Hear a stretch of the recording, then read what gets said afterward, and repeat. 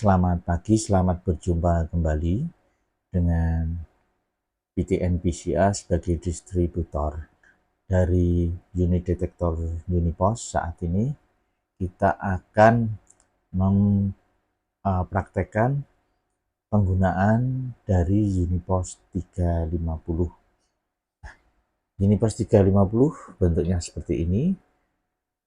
Jadi dalam paket pembeliannya nanti akan mendapatkan flash disk yang berisi software dari Unipos series, kemudian juga ada driver kabelnya, juga ada petunjuk praktis serta petunjuk penggunaan dalam bahasa Inggris. Lalu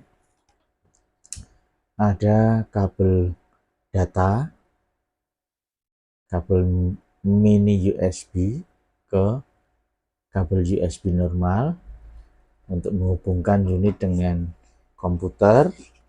Kemudian ini adalah cap kalibrasi. Jadi cap ini selain digunakan untuk pada saat kalibrasi, juga digunakan sebagai pelindung dari sensor yang ada pada permukaan atas pada unit 350 ini.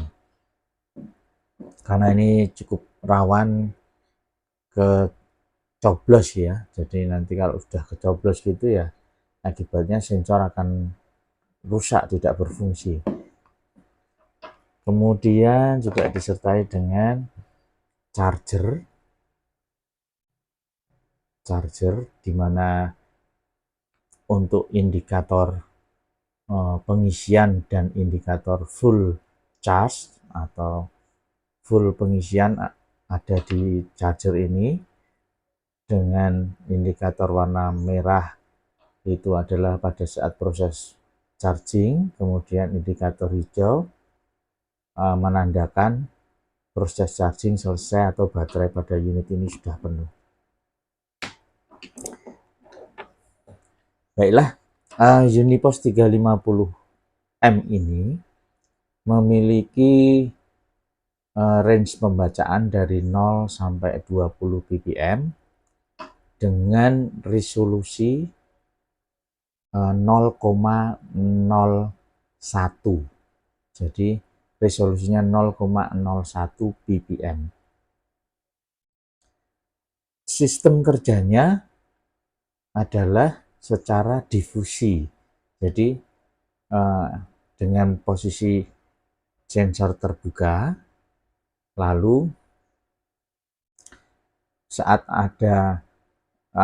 udara sekitar sensor ini ada gas yang menempel pada sensor, maka dia akan diubah menjadi tegangan listrik, kemudian akan diproses di mikroprosesornya, lalu akan ditampilkan menjadi nilai konsentrasi pada display unit ini.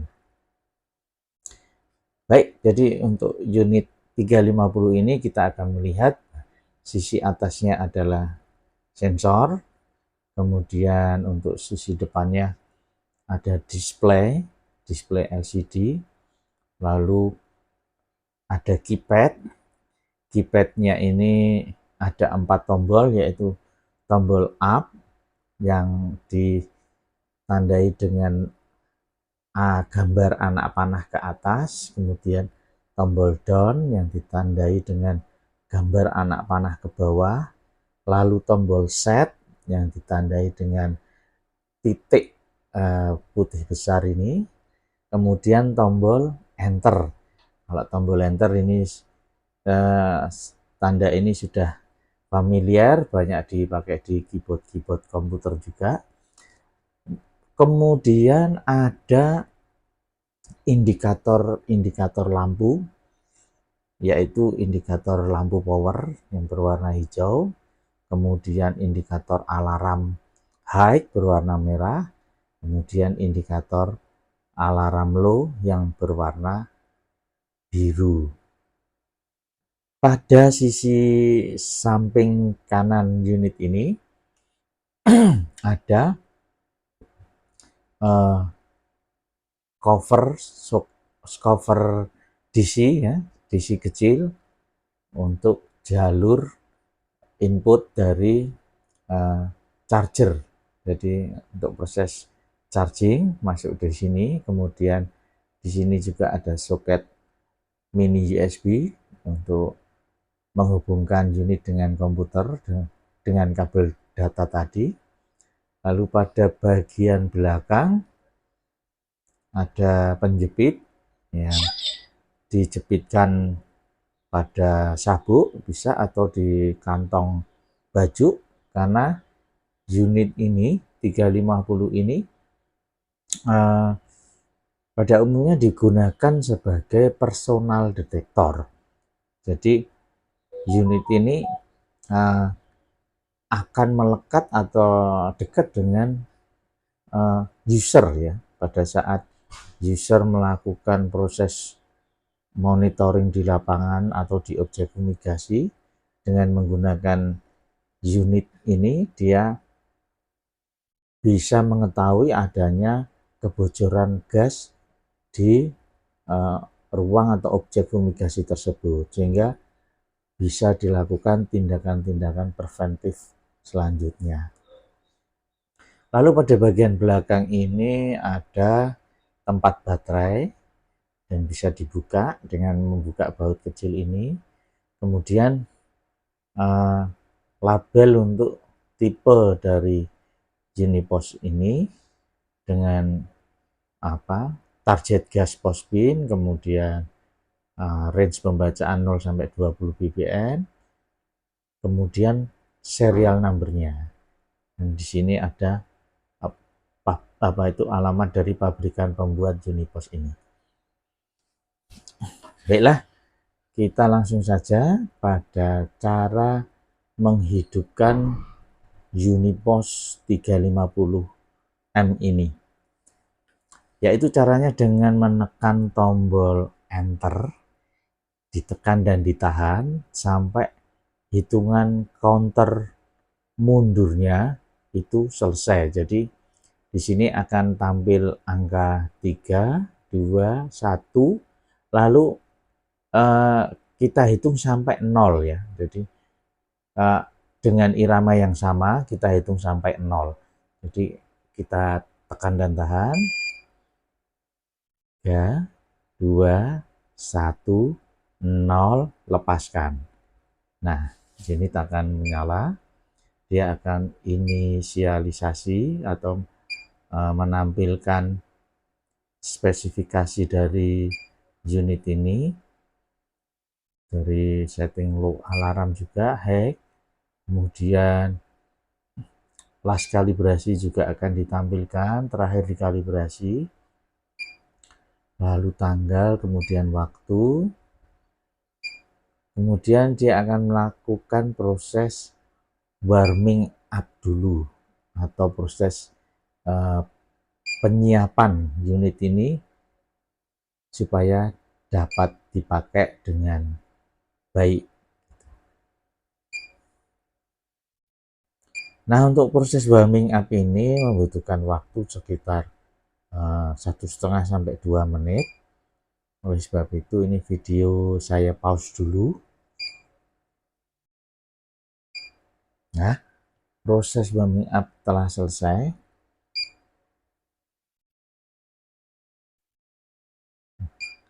Nah, di sini sudah ada udara-udara yang masih mengandung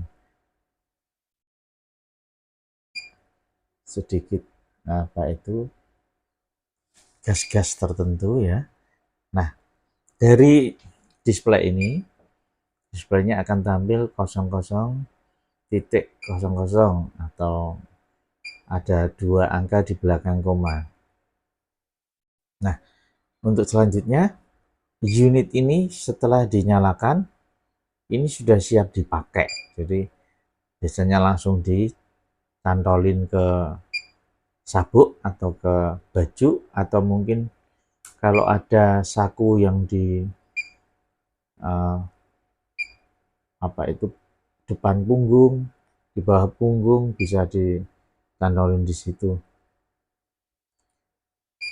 Lalu sebelum itu digunakan untuk pendeteksian kebocoran,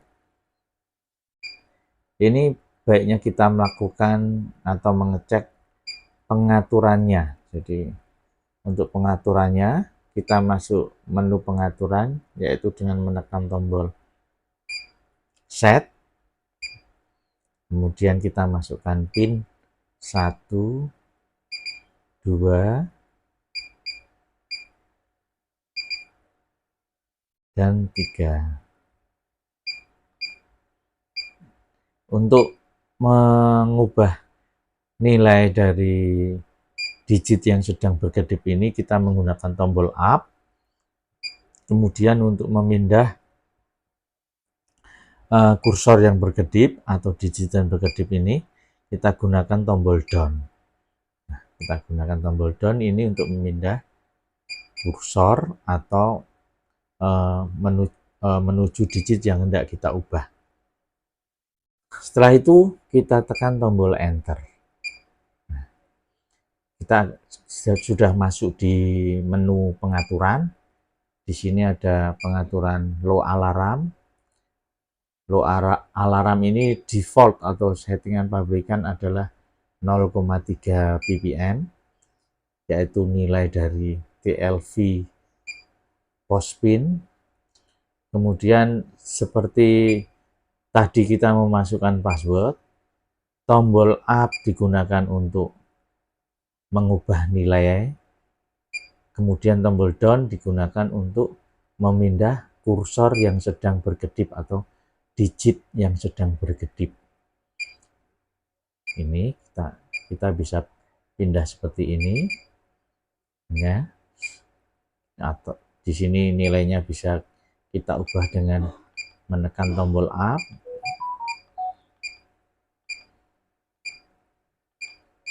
Nah, saat ini kita tidak ingin mengubah karena kita memang menginginkan low alarmnya di angka 0,3. Jika tidak ingin mengubah, kita untuk menuju ke menu selanjutnya kita tekan tombol set.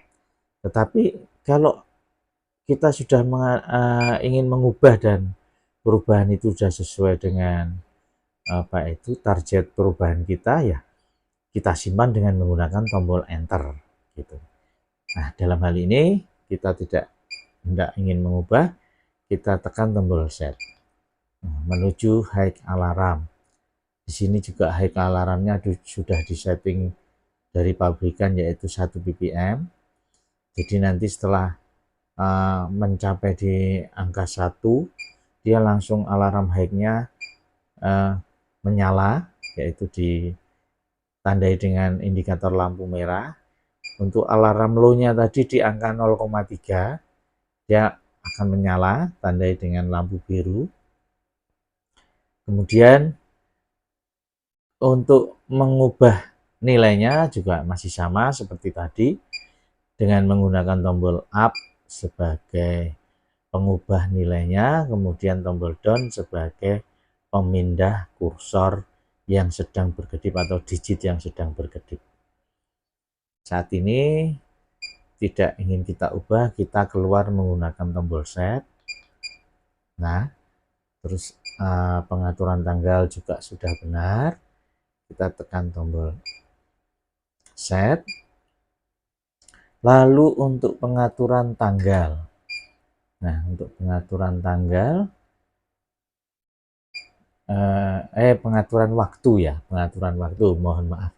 Pengaturan waktu kita sesuaikan saja lah. Ini kita praktekkan.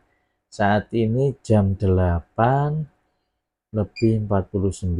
Nah, ini kita pindah dulu kursornya.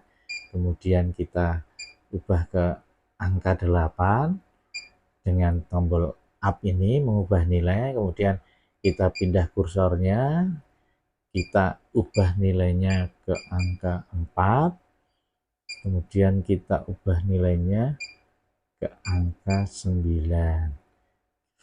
Kita tekan enter untuk menyimpannya. Nah, Kemudian dia akan menuju ke menu selanjutnya. Nah, untuk menu masking ini dibiarkan saja dengan dalam kondisi 00 karena masking ini digunakan untuk tidak menampilkan data tertentu. Jadi data yang tersimpan nanti tidak akan tertampil di penyimpanan. Jadi supaya unit ini bekerja dengan sebagaimana mestinya, maskingnya dibuat 00 saja. Itu informasi dari pabrikan yang tidak ada di manual seperti itu ya. Jadi ini kita tidak hendak mengubah, nah kita keluar dengan menggunakan tombol set. Nah, lock time itu adalah jangka waktu penyimpanan. Jadi unit ini minimal bisa menyimpan adalah 1 menit sekali, atau dari unit menyala tadi sudah dihitung detik ke 0, kemudian dia akan berjalan, proses penyimpanannya secara otomatis akan berjalan, sehingga pada saat mencapai 60 detik pertama tadi, unit ini sudah menyimpan data pertama. Kemudian 60 detik kedua, dia data kedua, begitu seterusnya. Kelipatan 60 detik atau 1 menit. Nah, kita bisa mengubah dengan kombinasi tombol tadi, up dan down, sesuai dengan keinginan kita. Kita mau simpan 2 menit sekali, 3 menit sekali, dan seterusnya bisa kita ubah dengan kombinasi tombol up dan down. Saat ini saya tidak ingin mengubah, saya keluar dari menu ini dengan menggunakan tombol set. Nah, ini adalah menu untuk menonaktifkan atau mengaktifkan penyimpanan. Jadi di sini jika tulisan yang tampil pada display adalah data log disable, ini artinya unit ini dalam posisi bisa menyimpan data. Tetapi kalau tulisan di sini tampil data log enable, artinya unit ini tidak bisa menyimpan data. Jadi proses menu penyimpanan datanya jika tampil enable, itu artinya menu penyimpanan datanya off atau mati. Tetapi kalau di sini tampil disable, menu penyimpanan datanya aktif. Jadi unit bisa menyimpan data sesuai dengan log time tadi. Jadi setiap 1 menit sekali tadi bisa menyimpan data. Nah, karena saya ingin tetap mengkondisikan unit ini bisa menyimpan data, maka tidak saya ubah. Nah, saat ini untuk menuju menu selanjutnya kita tekan tombol set. Nah, config disable itu adalah buzzer atau bip yang dari unit ini berbunyi ya, barusan ini seperti itu. Mau dinonaktifkan juga bisa. Kemudian masuk ke menu selanjutnya, selesai, masuk ke default display-nya. Jadi default display-nya seperti ini. Lalu untuk mengecek kapasitas baterai, kita bisa menggunakan tombol up.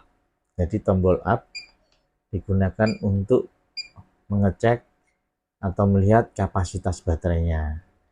Kemudian tombol down ini digunakan untuk kalibrasi. Jadi sebaiknya untuk user tidak usah mengutak-atik tombol down-nya. Pada saat display seperti ini tidak usah menekan tombol down, karena juga di password di situ. Diharapkan juga jika ini sudah adik nanti itu akan terjadi pembacaan yang kurang akurat gitu. Jadi diharapkan tidak mengotak-atik menu tombol down ini ya. Karena ini di wilayah teknisi atau kalibratornya. Lalu pada tombol enter ini adalah menu untuk download data atau menghapus data. Juga untuk menu mematikan unit. Jadi kalau kita menekan tombol enter, kemudian keluar menu ini, submenunya, kita tekan tombol enter lagi, nanti kita akan menuju ke proses mematikan unit. Nah, jika kita ingin mendownload data, kita tekan tombol up, kita pilih tombol up. Untuk menu untuk menghapus data, kita tekan tombol down atau DN ini mewakili tombol down. Nah, seperti itu. Sebelumnya kalau ingin mendownload, hubungkan dulu kabel data ke komputer. Jadi hubungkan dulu kabel data ke komputer, kemudian bukalah software terminal dari Unipos yang sudah terinstall di komputer. Kemudian pilih kolom COM-nya, port COM-nya kita pilih, lalu kita klik connect gitu. Nah, setelah statusnya connected, baru kita tekan tombol up untuk mendownload data dari Unipos ke komputer kita. Nah, seperti itu cara penggunaan Unipos 350 ini. Untuk proses download datanya, mari kita coba praktekkan ya.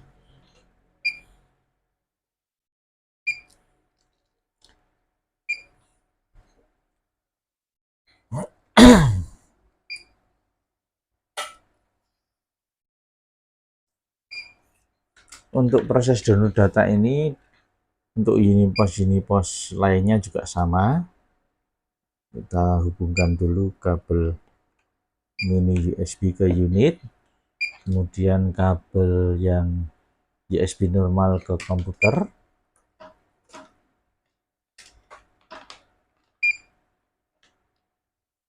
Nah, kita arahkan dulu ke komputer kita ya.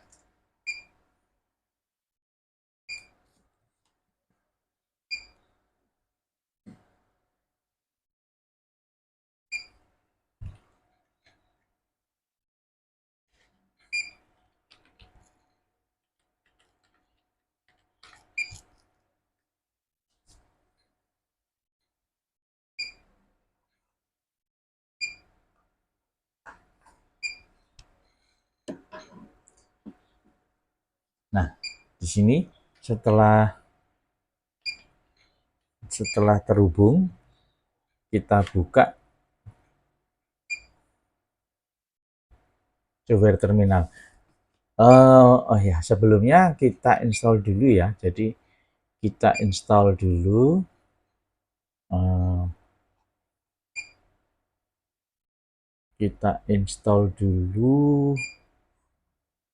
ini Unipos terminal, kemudian USB drivernya kita install dulu pada komputer kita. Lalu nanti setelah dihubungkan, biasanya untuk pertama kali di sudut bawah kanan bawah ini akan muncul keterangan pemberian port. Jadi pemberian port dari unit kita ini ke komputer, kita diberi port COM berapa, ini akan biasanya saat pertama kali tampil atau menyambung itu di sini akan ditampilkan. Nah, saat ini kita sudah menghubungkan, jadi dari ini, kemudian yang satunya sudah masuk di USB komputer, lalu kita pilih port COM-nya ini, ya di sini diberi COM 6, kemudian kita klik connect, lalu setelah itu pada unitnya kita tekan tombol enter. Nah, kita tekan tombol up. Nah, di sana akan terdownload.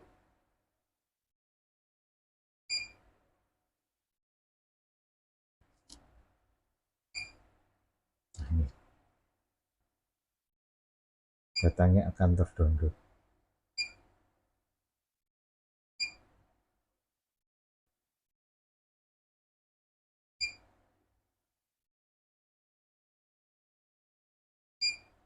Datanya akan tampil, kita tunggu sampai proses download selesai.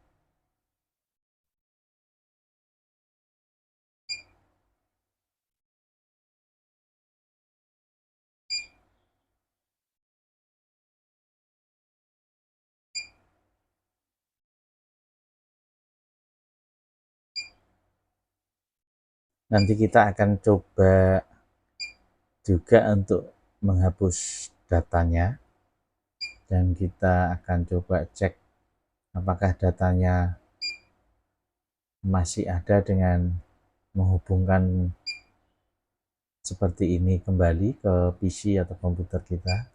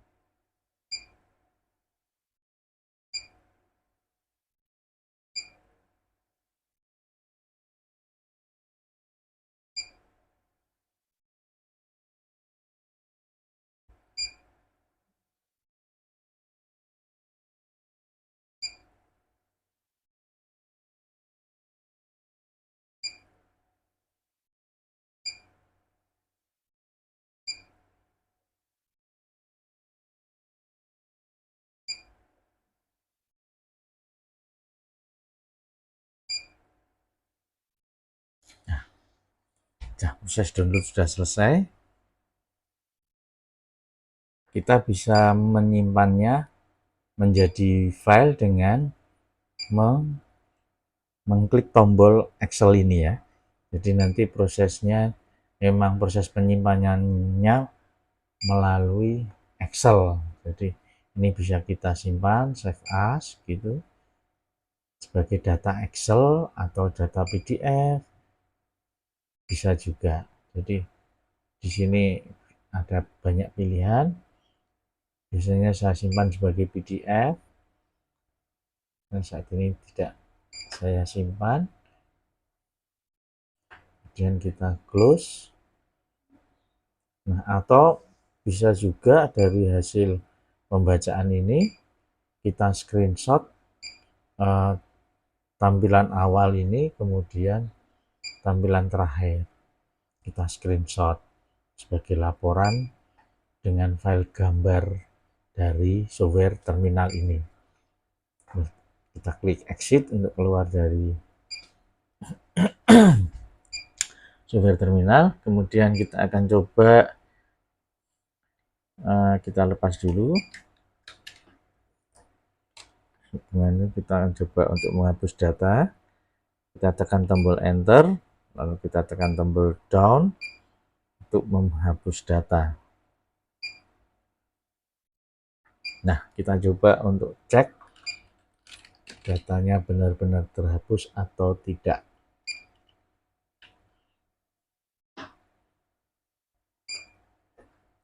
Nah, kita buka software terminal, kemudian kita pilih port com-nya, lalu klik connect. Kemudian di sini kita tekan tombol enter, kita tekan tombol up untuk proses download data. Nah, datanya tinggal satu dari proses tadi, pasti masih ada penyimpanan data karena unit tetap masih berlangsung hidup dan penyimpanannya otomatis.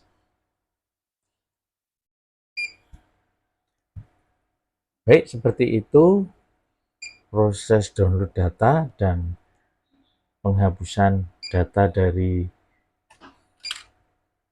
unit Unipos ini. Demikian juga untuk Unipos yang lain juga seperti itu. Lalu untuk mematikan unit ini, kita tekan tombol enter, kita tekan tombol enter lagi, dan tekan tombol enter lagi. Nah, unit sudah mati. Nah, demikianlah cara penggunaan dari Unipos 350M ini. Jadi saat unit dinyalakan, setelah inisialisasi unit atau dia menampilkan data-data internalnya, itu unit akan melakukan warming up atau proses penyiapan ya sekitar 1,5 sampai 2 menit. Kemudian saat display menunjukkan angka 00.00 atau 00 itu, maka unit siap digunakan. Dan tentunya posisi dari sensor ini dibiarkan terbuka. Jadi jangan ditutup, dengan cap kalibrasi ini, tetapi harus dibuka. Saat untuk perlindungan sensor dari benda-benda asing yang nanti bisa menusuk sensor ini, kita tutupnya jangan terlalu dipaksa masuk ya. Jadi karena ini sangat kuat karetnya, sehingga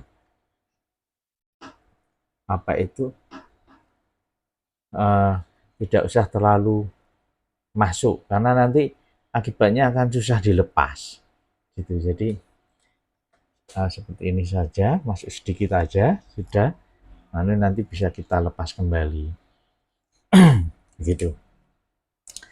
Baiklah, demikianlah cara penggunaan Unipos 350M. Terima kasih, semoga penjelasan saya bisa dipahami. Jika cara penggunaannya ini belum jelas, bisa menghubungi kami di 0815 655 8784. Terima kasih atas perhatiannya. Selamat siang dan sukses selalu buat Anda semuanya. Terima kasih.